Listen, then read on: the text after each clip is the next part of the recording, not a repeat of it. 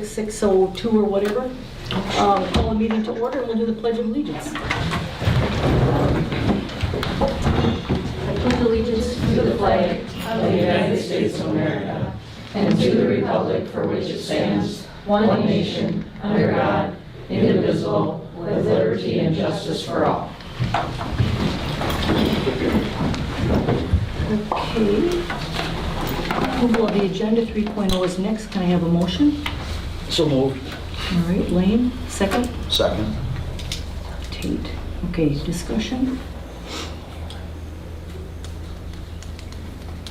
All right, no discussion. We'll take a vote. Those in favor say aye. Aye. Those opposed, nay. Okay, motion carried. All right, then 4.0, public comment. It's Clint Vanderreed. Well, I would say, I get 3 minutes here.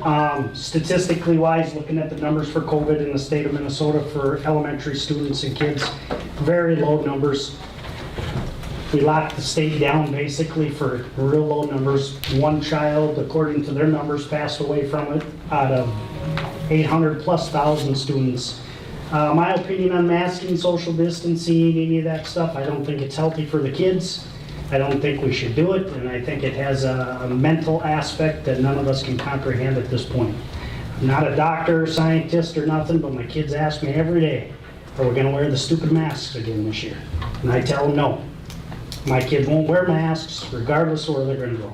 So in the end, I would say to the board is, before you follow policy, look at the numbers, do your own homework, go from there, but I'm not in favor of masking, even on busing, so, thanks. Thank you. Okay, number 5.0 is business items. I had one from Steph Vogel. Oh, sure. Another If I comment. can do that, and Comment. this is, Debbie, we talked about looking at the policy again, and this is the kind of thing, she wants to weigh in, but she can't be here, she had to work.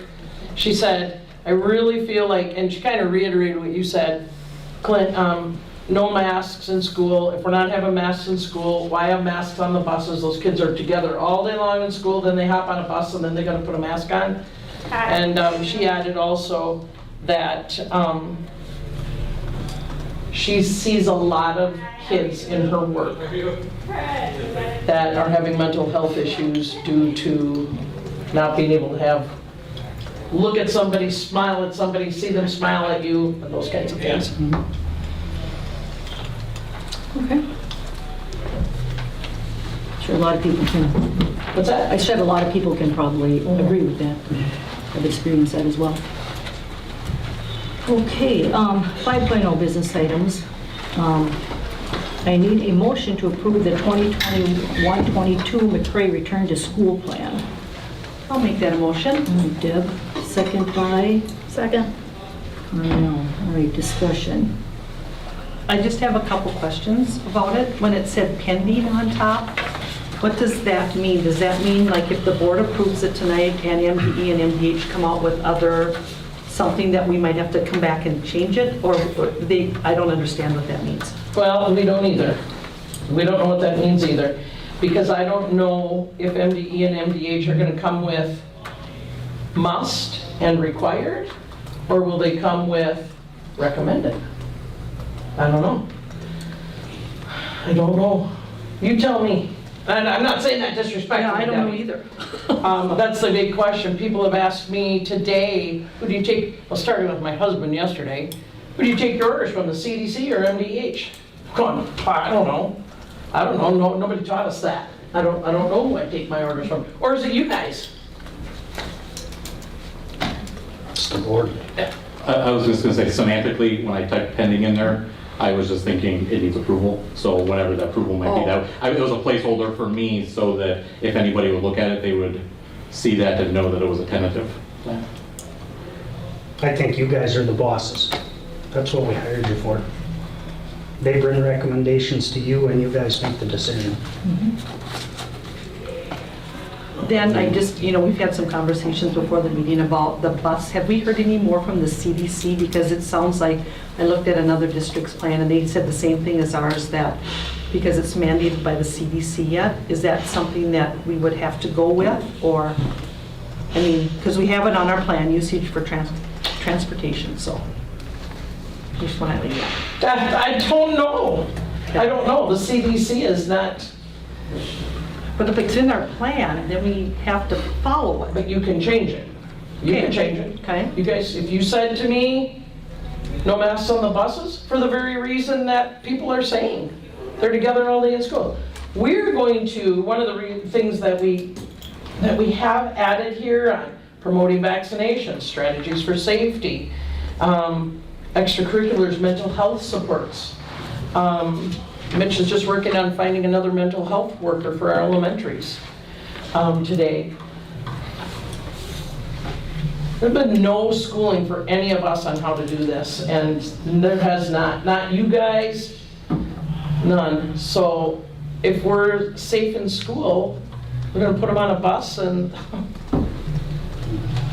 I don't think that CDC is a mandate. I think that's a I think it's, Well, it recommendation. says in the other district plan mandated by It CDC. That's what I did. was just asking, so, But, yeah. and I think our own McCray school buses is a little different than getting on the bus that travels down to different cities and states, and so, yeah, I think that's just a little different case than getting on an airplane and flying all over. It's the same kids on the same bus every day, and It's not public transportation like a subway. yes, exactly. I guess I'd like to see the mask usage on the transportation change to optional, but encouraged instead of required, just like the school grounds. And I don't know if we can amend a motion at a business item, or can we, Sherry? but this I can is amend. only for this, yeah. Sure. As long as we're only talking I about agree with this. Scott, that's what I was. Because I guess if they're together in school, What difference what's does the it difference if they're on the same bus? I mean, I would just say, I would agree with that, and I will amend my motion, but let's double check with the CDC just to make sure that we're not doing something that we could get our hands slapped for. Right. Well, and the CDC can change their mind, or MDH, Oh, or whatever absolutely, along the yeah. way, so, Absolutely. you know, this document's only as good as till something else happens, and we have to rethink it again, And, yeah. unfortunately. And what I read today was all TSA, airports and that public transportation, so what didn't say anything about schools. The other thing that I noticed in the other district's plan is they did have a little statement in there about children with disabilities and whatnot, and I didn't see that, or did I miss it in ours?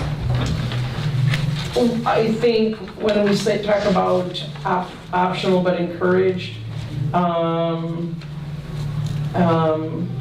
It wasn't so much. we didn't say, spell it out, but we certainly can. Yeah, and it wasn't so much about the mass, it's just if they have underlying health conditions and what accommodations are we gonna make for those kiddos, so.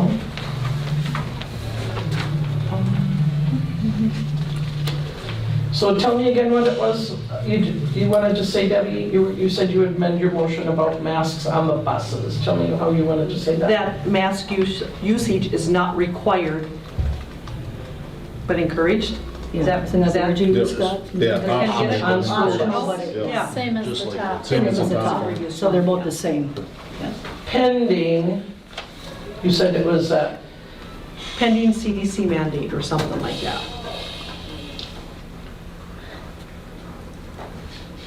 CDC or MDH or whoever else is out of God jurisdiction. Mandates. Because if they If it's a mandate it for mandate. that, it'll be for the school anyways, so Yeah. I don't even know if we need that, but you can. did you get that? Good. Was there a mechanism that you had talked about, like, if we have to make some change or whatnot, like, what is that, who's gonna, what numbers are we gonna look at? Like Clint was talking about the numbers, is it like we've done in the past, or? Maybe you I'll don't. tell you initially, and then I'm gonna tell you, and then I'm gonna ask Judd to talk about emergency planning, because that's what it really is. So, another question that came in today was that, who decides? Administration? Trust me, the three of us don't wanna make that decision. But we must sometimes, right? We'll also have an advisory committee. I want to look at a new advisory committee this year with new people on it in all the capacities, just saying. And we have that group, we've got you guys. But I don't know, last year when we found out, things happen fast, we can't call a 72-hour pre-board meeting, just in 72 hours, let's meet to make this decision. So we have those groups. But in an emergency situation, I thought about it like this. What if there was a shooter in school? What if there was an emergency in school? And I thought about Alice. You remember the Alice training? Go ahead. You have had more Alice training than I have. So for instance, the way we're contextualizing it is that if we have a lockdown in the school and we have an active intruder, where with our Alice training, we're trained that we get the information out as quick as we possibly can over the speaker system. And if the individual is located, say, in this area, anybody who's down in, say, that far corner, they'd be able to evacuate as quickly as possible. And so the more information we have, and even using last year as a lot of context for us in how things shifted, were manipulated as far as through the building, as far as spread and those kinds of things, that we treat it in that capacity. We can't say that we can address every specific scenario because we don't know if it would be isolated to a classroom, if it would be something that would happen from a break room, that it would be something in an activity. And so we have to adjust accordingly. So looking strictly at numbers is a difficult thing for us to do. We can throw numbers, but it's going to be as specific as just picking a number out of a hat. So we have to use the lessons that we learned last year and make the best decisions that we can, because like Sherry said, it's all new. It's still new for us. And the numbers could work for us or they could work against us.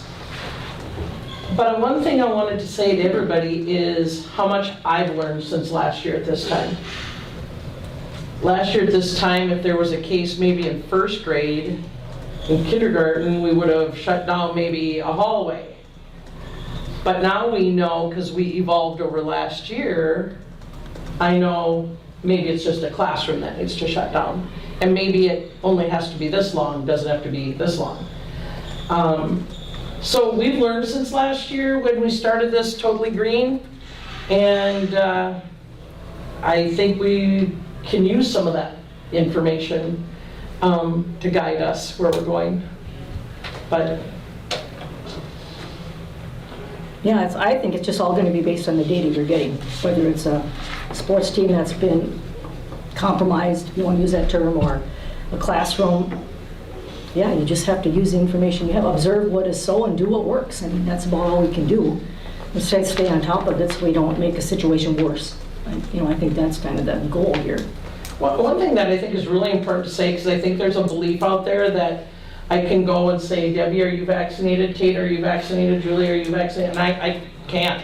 That's your HIPAA information. And it's the same for kids. I'm not asking any kids. We're not requiring any kids to be vaccinated. We're not requiring any kids to be tested. And I think that is a super important thing for everybody to know. We don't know that stuff. And we're not going to ask and we're not going to require. I hope that's freeing to people. Can I just say one thing? Don't limit yourself as a board to CDC and MDH guidelines, because there's a lot of private schools in this state that didn't shut down and didn't have an issue. You can follow their guidance, but on the same lines, you guys are the board. They don't run our schools, so we pay you guys to run it for us. Well, that doesn't mean you've had a bad experience. No, not at all. I went to Just school there, kidding. so. Just kidding. So we have, where are we at? Did we answer your question, Debbie? Yeah, I think so. And you had mentioned that we have about 50% of our staff that are vaxxed and unvaxxed. I think, again, we don't have numbers, so it's kind of anecdotal, because I guess we could say some people left school to go get a vaccination and some didn't. That's all we can, some people have voluntarily told us. I know Some have said, I'm not telling you. last year too, didn't we have, I look at, we potentially could have some staffing shortages, and that might, if we can't find subs or whatnot too, that might be another reason that we might have to, that could be our reality. It's a good point. Yeah. And it's not just subs in the classroom, it's subs for paras in the classroom, it's subs for cooks, it's subs for secretaries, Bus drivers was an issue. custodians, bus drivers. Those are probably the ones that take a really big bite out of, They're the most the most, contact. yeah, yeah. I have a question, sorry.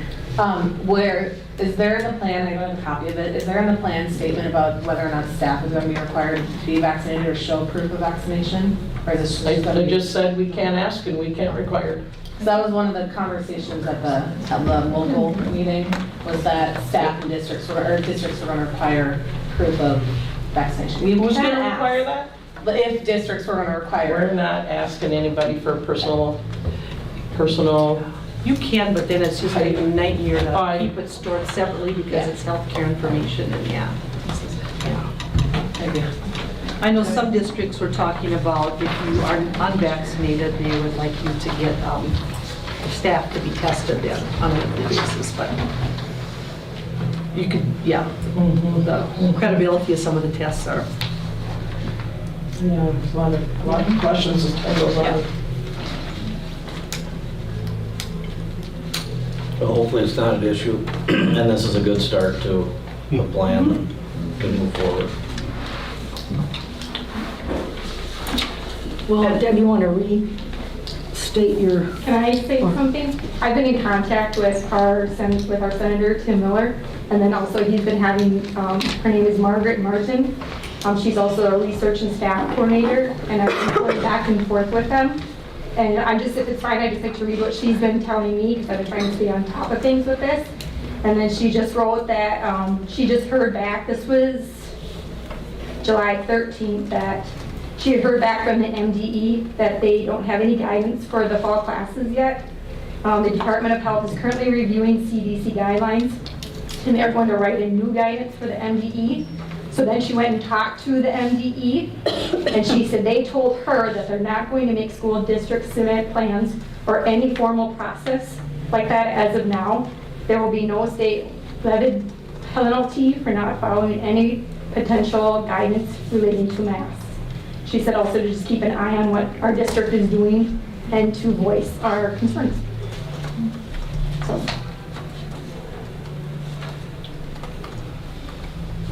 Well, I'm glad we've got a plan in case they change their mind and want a plan, that we're ready to go. Because that's unfortunate that MDE hasn't come out with guidance to the districts. That's pretty sad. I thank you for saying that, Debbie, and I think it's important to get this out to our parents as soon as possible. So John and Mitch and I are planning to meet tomorrow morning to share with everybody as fast as we can, because everybody wants to know. That's our plan, to get it out probably on the website somehow, paper, however we can get it out, so people know what our plan is. Is there anything else in here that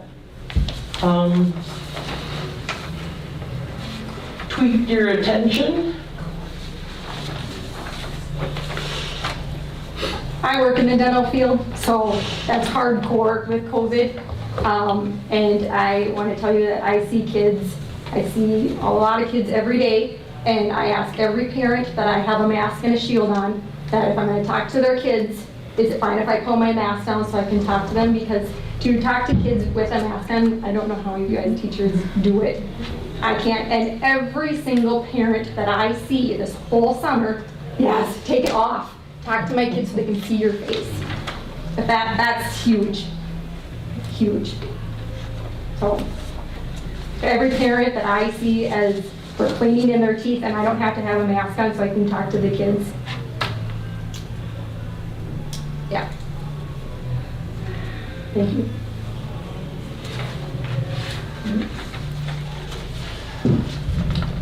Deb, did you want to restate your, Motion was taken minutes. Can you read it back? John, remember, right here? oh, come on, no. Basically, it was to approve the plan with the amendment under the mask category. Bullet point 2 will read, mask usage on transportation is optional but encouraged. Same as the line above it, same. Yeah. Yep, yeah, that's simple enough for me. yep, all right. And then with the addition of the I'll say a special ed portion. Yeah, I mean, if you want to throw it in there, I mean, it was nothing earth-shaking, it just, thought it was kind of nice to mention that, so. What was that part, Deb? Just, It know you was said- about accommodations for kiddos with disabilities. oh, okay. And I can give you a copy of, I had this, I believe there might be one in the CDC, and I got it as a tab on. okay, that's from ACGC, so. You can send it to me.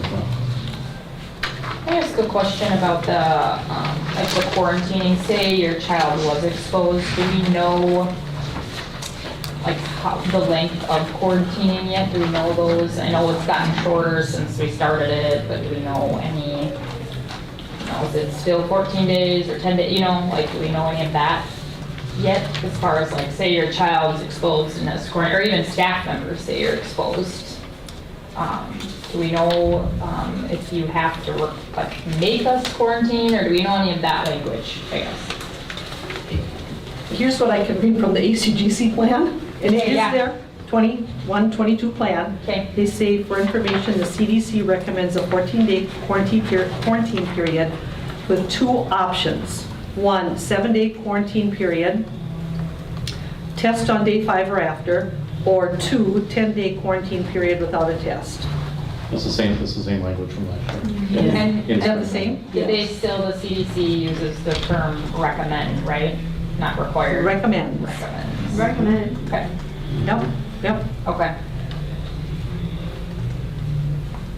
And then it goes on to say, any person who lives in the same household as the person that tested positive, or if a person has tested positive, is required to quarantine and will receive specific instructions from the district nurse. So, Well, that's basically what we did last year, right? You had to quarantine if you tested positive. But it was required to quarantine, like the school just said, like, you're in quarantine. if somebody in the If you household tested positive. yeah. But they did it at school, like, say we sat next to each other, she got it, she's not in my household, but I still had to quarantine or Well, it's in whatever. the same household here. Okay, yeah, so it's different from last year than that ACGC plan for what we did last year. Well, like I said, we'll have to see if that works. Everybody wants to make this as easy and painless as possible, but if things get out of hand and something changes, we'll have to address that because it's, you know, we want to keep everybody as safe as we can too. We don't need to have a huge problem explode here if we can keep an eye on it and keep it contained. We'll just have to see what happens.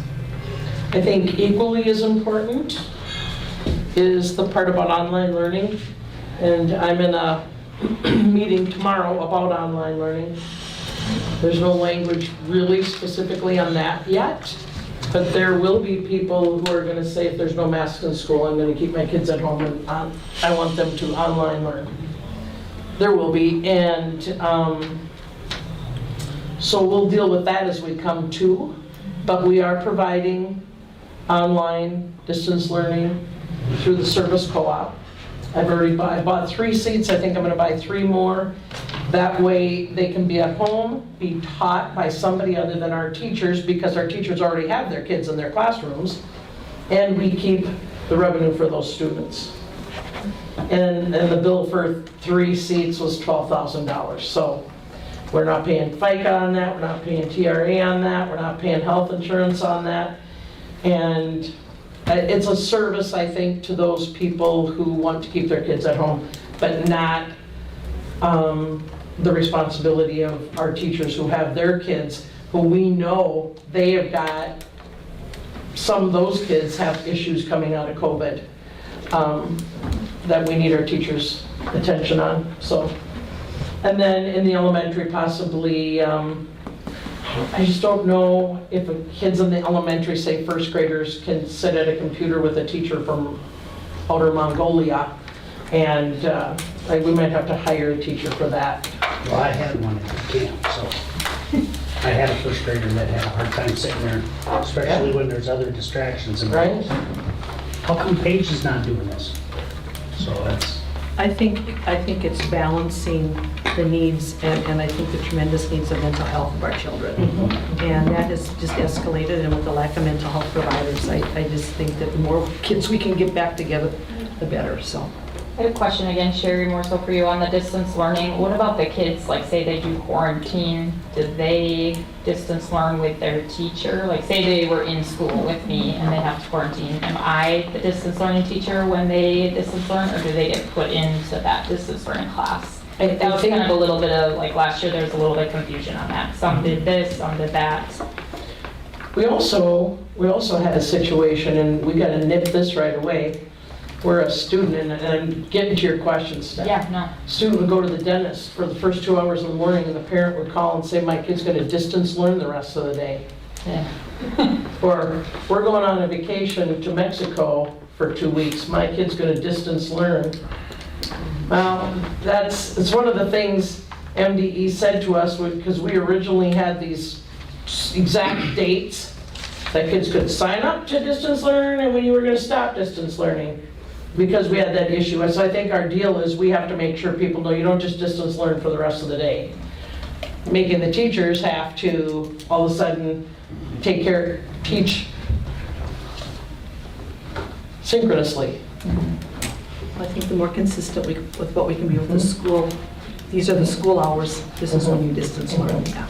I think I'm expecting Stephanie to have some language on that probably came from the state teachers unions on what we can expect teachers to do and not do.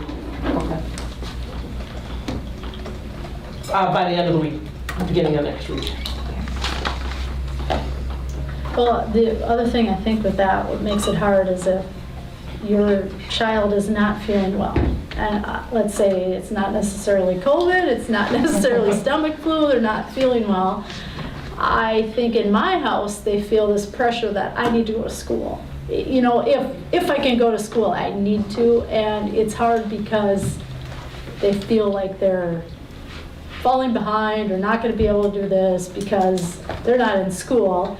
And sometimes that distance learning option is maybe a valuable tool for that too. So, but I don't know how to balance that. You know, I don't know how to say.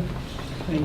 And if they're genuinely ill, they probably should be resting. And if you're only going to miss a day or two, I mean, that's work that can be made up generally. You're not going to fall way, way behind. It's if you have to miss a week or two that, yes, makes a difference. But if you're able to listen to a class, why shouldn't you be able to do that if you're still at home? You know, that's the part that's just it's hard. Yeah.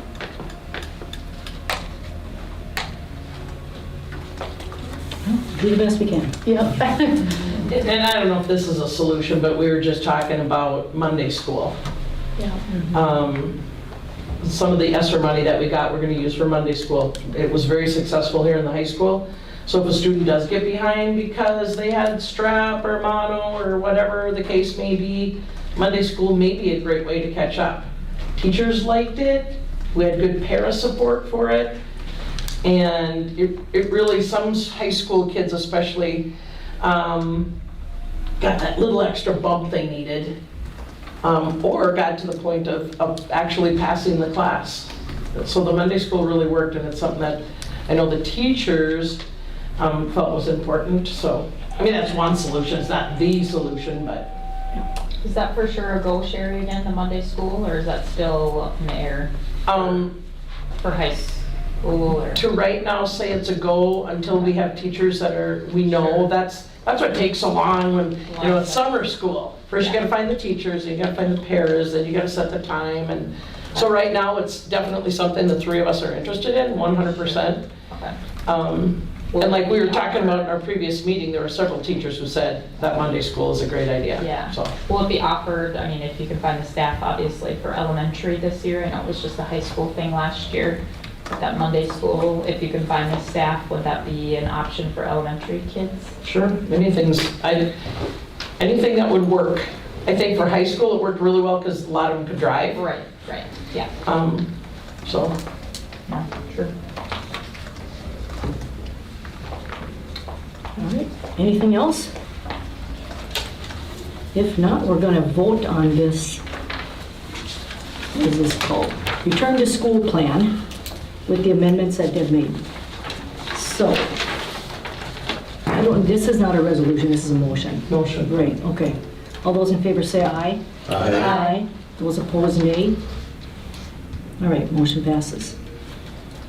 Okay, next 6.0 is upcoming meetings. We got a board meeting on August 9th. 6 o'clock. Now, are we gonna have board meetings in the school again? Are we gonna be out at the trailer? Do we know? We'll know on the day before. Okay. I thought we were gonna meet in the gym until, and then somebody offered the trailer, because it's air conditioned in there, and I didn't know how many people were gonna be here, so I thought better be in a room with some space, so. Okay. I think it would be worthy of a tour next time, Okay, if you guys don't mind meeting in the trailer. okay. Well, the trailers worked in the past, couple, 3 meetings. Okay, anything else on board meeting? Otherwise, I need a motion for adjournment. Make a motion to adjourn. Scott, second? Second. All right, Carmel. Okay, thank you, everyone.